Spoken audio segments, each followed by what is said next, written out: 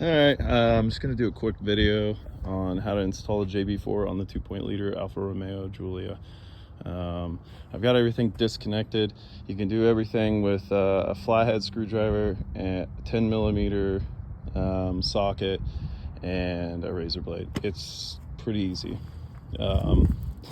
If you have the Bluetooth adapter, I think they've updated it. The last one I did, there was a red wire that had to come out here and go through here. This one didn't come with it. You have to pop this cover off, and then there's a port here you'll plug it into. They'll give you 2 screws, and then you just slap it back together. I'm gonna put some silicone on there because this doesn't have a gasket or anything, and there's a zip tie it here. That's the best I could do. As far as getting in, obviously there's some stuff removed. You're gonna need to remove the main cover. It's take a flathead, pop these off, 2 10mm bolts. Be careful, they're not self-retained. Then you'll need to remove the shield that's here. Looks like this. The one will be here, and the one will be here. So this will go on here, like so. The forward one, they're both 10mm. The forward one has a big washer, so it'll go here, and then the aft one will go in the back, obviously. Make sure you disconnect your battery before you do any of this. It's always important when you're working on stuff like this.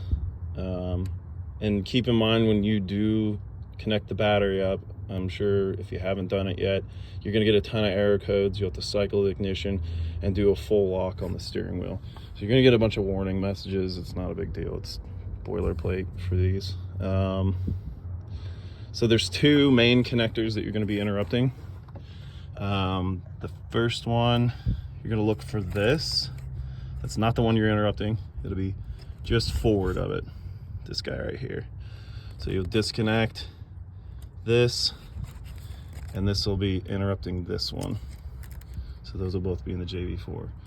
The second one, you're gonna look for your charge pipe, follow it back. This one here will be the second one. And it's gonna have 3 prongs, so you interrupt that. And then the last one you'll do is the kind of trickiest one. This is the one that hooks up to your OBD. It took me a minute to figure it out because usually there's a way to get into the firewall without like having to cut a bunch of stuff, usually. I've never done one of these. I've done one on a BMW and a couple other cars. There's always somewhere you can get in there. So I routed it underneath the weather stripping here to the box. So you'll just wire it all the way over here. You're gonna remove these clips. You can do them with a flathead. They're pretty easy. It's actually well-designed clip, not a total pain. There'll be a little foam piece, and then one here, we have to move this out of the way. Just enough, you're not taking this off, just enough to lift it up. So you'll see in here, you have your main wiring harness, focus, and then right below that, that black, see if I can get my hand in there. That black wire, that's your hood release. You're not gonna mess with either one of those. Because if you look just above here, there's a grommet there. You pop that out, take a X-Acto knife, cut an X into it, and run your wire through that. And that's gonna give you access through the firewall without having to screw around with all this stuff. Because originally I didn't see that, and I was like, good Lord, I'm gonna have to go and try to shove it through that thing, and it's tight as hell. Don't do that. Just go up 2 inches and boom, you got a port right there. So that'll go through your firewall,